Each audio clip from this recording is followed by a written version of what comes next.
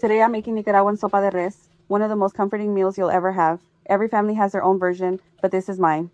For the meat, I'm using oxtail, short ribs, and chamorro. Each cut brings something different to the pot. The oxtail adds richness from all the collagen, the short ribs give the broth deep beefy flavor, and the chamorro becomes incredibly tender after a long simmer. As the water comes to a boil, I skim off the foam that rises to the top to create a cleaner broth.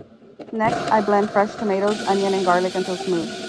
This mixture adds flavor while giving the broth a little extra body and thickness as it cooks. Then I season the soup and let the meat simmer for a few hours. I don't add any vegetables until the meat is nice and tender. That way, everything finishes cooking at the right time and the vegetables keep their texture instead of becoming mushy. Once the meat is ready, I add the veggies in stages, starting with the corn, followed by squash, malanga rosada, potatoes, and yuca. Halfway through, I realized I had seriously underestimated how much soup I was making. My pot was officially too small, so I started a second pot on the side and divided everything up. It wasn't part of the plan, but that's real home cooking. Next come the ripe plantains, which I cook with the peel still on. The peel helps protect the fruit as it cooks, allowing it to soften while adding a subtle sweetness to the broth. Toward the end, I add cabbage so it stays tender with a little bite, then finish everything with a generous handful of fresh cilantro.